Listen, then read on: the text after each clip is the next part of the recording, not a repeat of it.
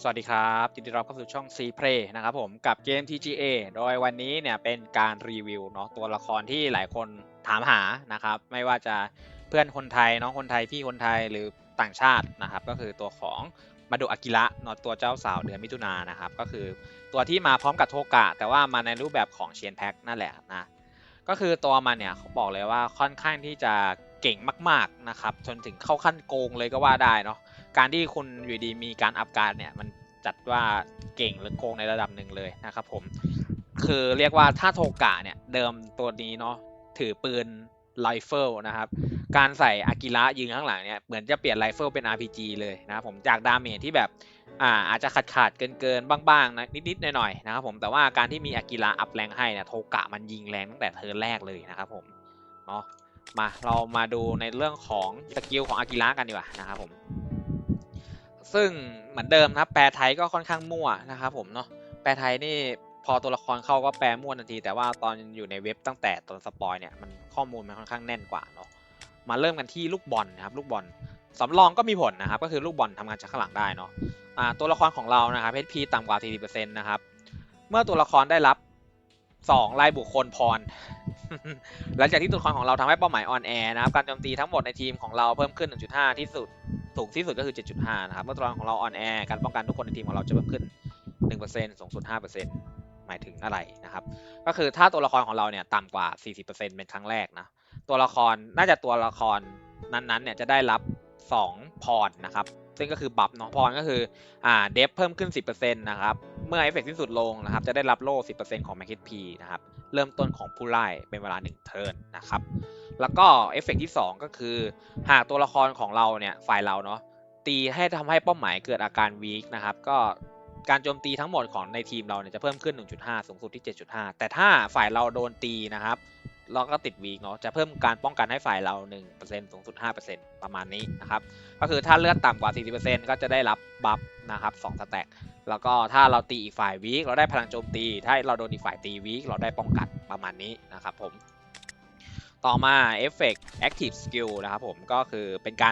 รบัฟเนาะก็คือบัฟแบบไม่มีเอฟเฟกต์อะไรแหละเป็นแค่การบัฟแบบอุตะแบบคิเดะนะครับอ่าตัวละครของเราเนาะทั้งหมดเลยนะครับจะอัพการ์ดขึ้นเป็นเลเวล2นะครับ เพิ่มขึ้นไม่ใช่เลเวล2นะเขาเรียกว่าอะไรนะอัพการ์ดเพิ่มขึ้นมันคือการอัพการ์ดเพิ่มขึ้นเพิ่มเลเวลเหมือนอูตาเลเวล2นั่นแหละเนาะก็คืออัพฟิงการ์ดก็อัพขึ้นอัพขั้นขึ้นนะครับแล้วก็เพิ่มเบสสแตทนะครับ10%เนาะก็คือเป็นบัฟเบสสแตท10%นะครับแล้วก็ทำให้ทั้งหมดของไฟล์เราเนี่ยได้รับวิสัยทัศน์ขั้นยอดเนาะวิสัยทัศน์ขั้นยอดก็คือความเสียหายที่สร้างเนี่ยเพิ่มขึ้น 6% นะครับเมื่อใช้ Active Skill ในการโจมตีนะครับความเสียหายที่เกิดขึ้นเนี่ย จะเพิ่มขึ้น 5% ต่อเลเวลนะครับก็คือถ้าเราใช้การเลเวล3เนาะดาเมจก็จะแรงขึ้น 15%นะครับผมเมื่อเอฟเฟกตัววิสัยทัศน์เนี่ยสิ้นสุดลงนะครับพันธมิตรทั้งหมดเนี่ยจะล้างค่าวีคนะครับแล้วก็ลบเอฟเฟกวีคด้วยนะครับเพราะฉะนั้นวิธีการเล่นให้ปลอดภัยนะครับก็คือถ้าเราเล่นกับอากิระที่ยืนหน้าเนาะอากิระเนี่ยควรจะกดการ์ดทุกเทิร์นนะครับแล้วก็มันก็จะมีในเรื่องของ passive เนาะ passive ก็มา passive กันที่มันโกงเนี่ยก็มีส่วนในเรื่องของ passive ด้วยนะครับผม เอฟเฟกก็คือ0 ดาวก่อนเลยนะครับเมื่อเทิร์นของเราเริ่มต้นเนาะก็คือเริ่มเทิร์นนะครับทำการล้างค่าวีคทั้งหมดและลบเอฟเฟกวีคทั้งหมดของพันธมิตรเนี่ยออกไปนะครับผมก็คือมีการล้างวีคนั่นแหละไม่ได้กันวีคนะเราติดวีคได้แต่จะล้างวีคเมื่อเข้าเทิร์นของเรานะครับผม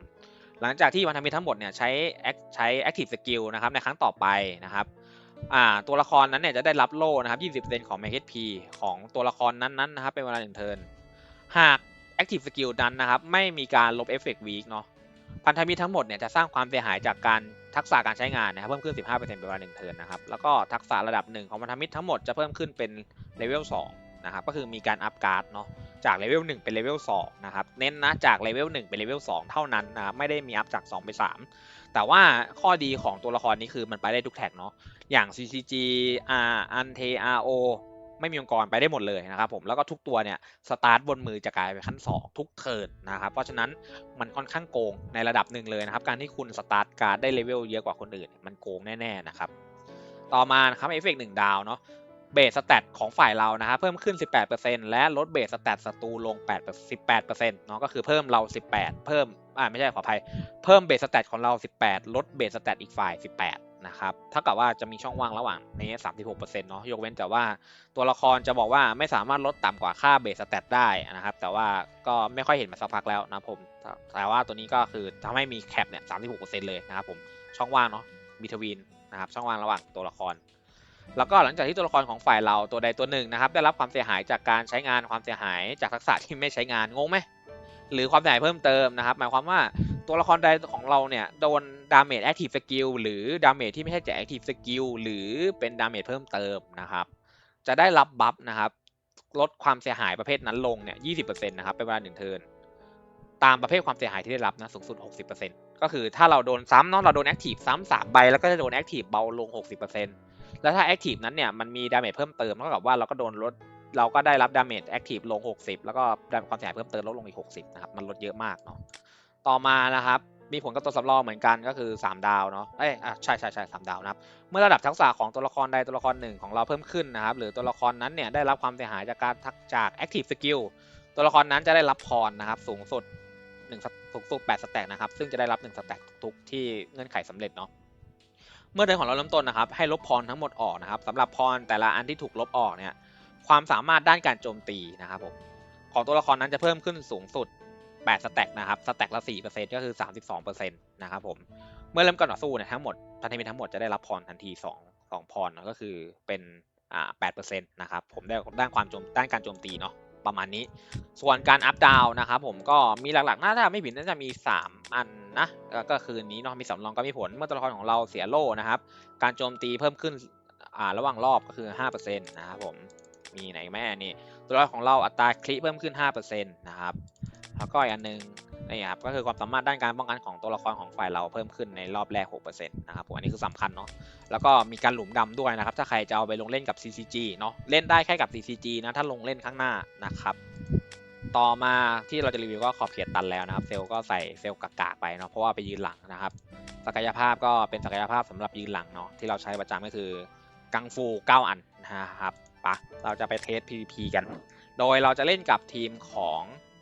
อันเทคุนะครับซึ่งอันเทคุก็แน่นอนครับเป็นทีมเมตาที่เราใช้เนาะแต่ว่าเราจะเปลี่ยนโทกะ1 ปีเป็นตัวของอากิระนะครับแล้วเรามาดูดาเมจกันเนาะว่ามันแรงแค่ไหนนะครับในการที่เรากดการ์ดใบแรกเนาะแล้วก็ดาเมจที่ทำได้แล้วก็ดาเมจที่โดนนะครับเรามาดูกันอีกฝ่ายน่าจะเป็นโทกะเหมือนกันเนาะน่าจะเป็นCCG นะครับผมมาดูกันว่า CCG เนี่ยจะเป็นยังไงนะเห็นไหมขึ้นมาการ์ดเราจะอัพเป็นขั้น2หมดเลยนะครับซึ่งมันโกงมากนะครับเนี่ยดาเมจ3 ล้าน 7เนาะถ้าเรากดตีไปเนี่ยดูว่าดาเมจจะเท่าไหร่นะครับผมเฮ้ยเขายิงเราเนี่ยดูเห็นปะดาเมจยังไม่เสร็จเลยก็ได้ขึ้นประมาณ 5-6 ล้านเลยนะครับผมเพราะฉะนั้นเนี่ยดาเมจมันเยอะมากๆนะครับสำหรับโทกะที่ได้รับการอัพแรงการ์ดเนาะและไหนจากการที่มีบวกข้างหลังอีกนะครับเพราะฉะนั้นเนี่ยมันเยอะมากนะครับดาเมจที่มันทำได้เนี่ยมันเยอะมากนะครับผมอันนี้เราเจอ CCG นะนี่เห็นไหมแต่ถ้าตัวไหนเป็นขั้น2แล้วเนี่ยแล้วถ้าได้รับจากคินามิเนี่ยก็จะอัพเป็นขั้น3เลยนะครับอย่างของอันนี้เราโดนลดแรงเนาะเพราะว่าตัวของอาริมะมีลดแรงนะครับถ้าเราไม่โดนลดแรงเนี่ยเมื่อกี้คาเนกิจะกลายเป็นขั้น3เลยนะครับเพราะว่าตัวอากิระมันทำงานก่อนเนาะแล้วฮินามิค่อยอัพการ์ดอีกขั้นหนึ่งนะครับผมถ้าสมมติเราเล่นโทกะตัวเดียวเลยนะครับแล้วเราเล่น4ซัพพอร์ตเนาะโทกะจะการันตีขั้น3เลยนะครับเพราะฉะนั้นค่อนข้างที่จะโกงนะครับไม่มีใครสู้เลยนะครับกิลนี้เนาะยอมแพ้กันหมดนะครับน่าจะเป็นกิลใหม่หรือเปล่าอันนี้ไม่รู้เหมือนกันนะครับผมเพราะว่าเพิ่งเห็นเนาะหรือไม่ก็อาจจะเป็นกิลใดกิลหนึ่งเปลี่ยนชื่อนะครับ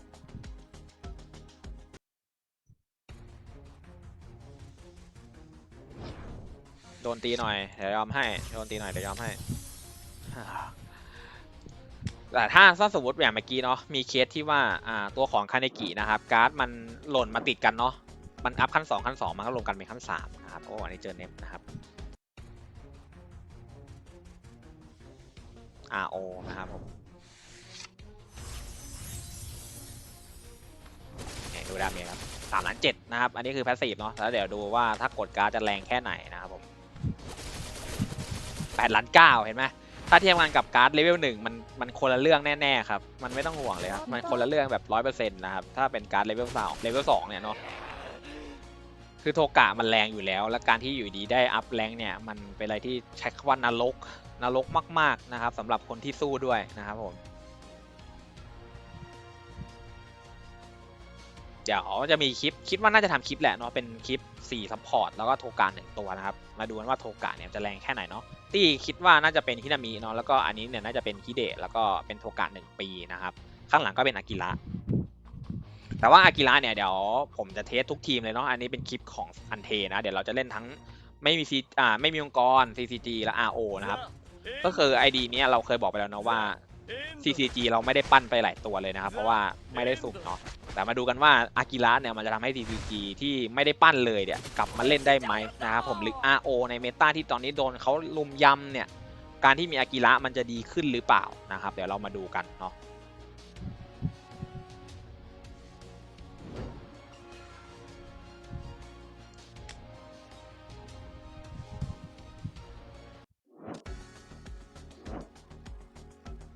ไป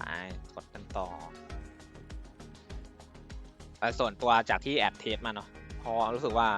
พอมีอากิระแล้วเนี่ยทุกทีมมันเก่งขึ้นมากๆมันเหมือนสมัยยุคของอาริมะฮาโลวีนเลยนะครับใช้คำว่าเหมือนกันเลยเนี่ยแต่มีน่าจะ2นี้น่าจะรวมการ์ดกันนะครับเป็นขั้น3เห็นไหมคือคุณสามารถทำการ์ดขั้น2ขั้น3ได้ถ้าคุณดวงดีพอได้แบบง่ายๆเลยนะครับเพราะฉะนั้นดาเมจเทิร์นแรกเนี่ยคือล้นมากๆนะครับจากการที่ตัวละครดาเมจคุณสามารถใช้ขั้น2หรือขั้น3ได้นะครับเทียบกับการที่คุณไม่มีคุณใช้ได้แค่ขั้น1เนาะก็ดาเมจมันก็ต่างกันแล้วนะครับเนาะต่างกันในระดับหนึ่งเลยแหละนะครับคนที่ใช้ขั้น1ได้กับขั้น2ได้เนี่ย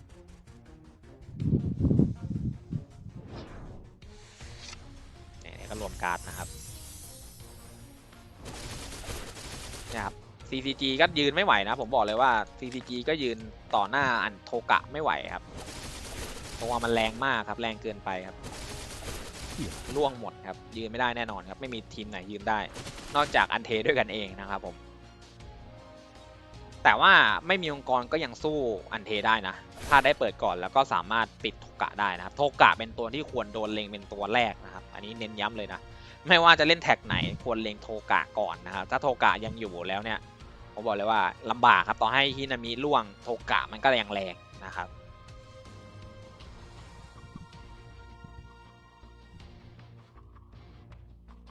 เร็วๆ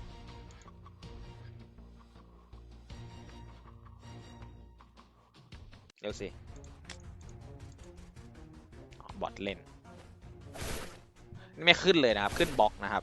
แสดงว่าทีมมันอึดมากนะครับที่มันอึดในระดับหนึ่งเลยนะครับจากการที่เจอ CCG ยุคใหม่ก็ยังไม่มีปัญหาครับมันแทงให้เห็นว่าทีมมันค่อนข้างที่จะอึดติดหลุมดำนะครับแต่ทำดาเมจได้เยอะมากนะครับ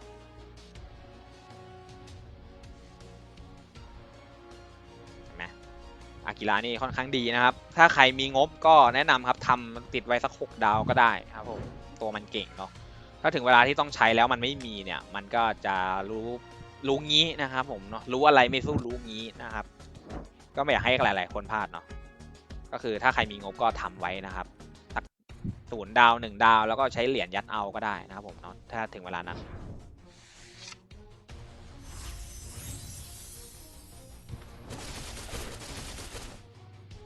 เขายอมแต่เรากดสักตาหนึ่งแล้วกันเนาะไม่รู้ว่าเจอคนไหมหรือเจอเขากดยอมนะครับเพราะว่า RTM จะหมดแล้วเนาะอันนี้มาอัดช้านะครับปกติเนี่ยผมจะอัดตั้งแต่ RTA เปิดเลยนะครับผม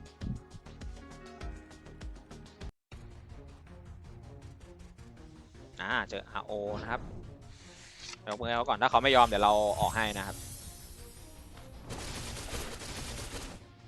เราขอเทสนะถ้าเขาไม่ให้เราเทสก็ช่วยไม่ได้ครับดาเมจนะครับสัก9 ล้านนะครับแรงมากนะครับแล้วก็อึดมากๆด้วยนะครับผมเห็นไหมเป็นไงแรงสะใจนะครับผมเราออกให้เขานะครับเป็นไงอันนี้ก็คือสำหรับอันเทนะเดี๋ยวจะไปแท็กอื่นตามมาแน่ๆครับอาจจะเริ่มจาก CCG ก่อนเนาะเพราะว่าประชากร CCG เนี่ยค่อนข้างเยอะแล้วนะครับแล้วก็เป็น RO แล้วทีมสุดท้ายเนี่ยอาจจะเป็นไม่มีองค์กรทีหลังเลยนะครับผมเพราะว่าตัวคนทีมมันเล่นน้อยเนาะคนเล่นน้อยนะครับประมาณนี้แล้วกันนะครับสำหรับตัวของอากิระเนาะคือความเก่งคือเห็นแล้วล่ะครับมันเก่งแน่ๆมันโกงแน่ๆครับยิ่งถ้าแบบเรามีคอมที่ให้น้องเล่นได้เนี่ยตัวดาเมจคุณจะแรงมากๆนะครับก็หลักๆแล้วเนี่ย CCG ก็น่าจะเล่นกับอาริมะเนาะคือ ตัวไฮเซเนี่ยมันแรงเลเวล3อยู่แล้วถ้าเราได้เปิดก่อนนะครับเนาะอันนี้คือผมแบบปั้นมาเพราะว่าทางวิลเลียมเนี่ยเขาอยากเล่น TCG เนาะแต่ว่าเขาไม่ได้มาเล่นในตอนที่ตัวละครมันมาก็เลยต้องอัดเหรียญเอานะครับก็อัดได้ A บวกแล้วเอาแค่กันหลุมดำพอนะครับก็มันเล่นกับตัวไฮเซเนาะไฮเซก็จะดึงอาริมะมานะครับมันก็ช่วยกันทำดาเมจได้ดีขึ้นนะครับส่วน RO เนี่ยผมมองว่าตัวสุดท้ายแล้วคนแบกก็คือมีแค่อายาโตะมืดนะครับเนาะก็ต้องรอดูนะครับสำหรับ RO ว่าจะชนเมตาอันเทไหวไหมนะครับผมก็เดี๋ยวต้องลองเทสกันสดๆให้ดูนั่นแหละนะครับเพราะว่าเราจะ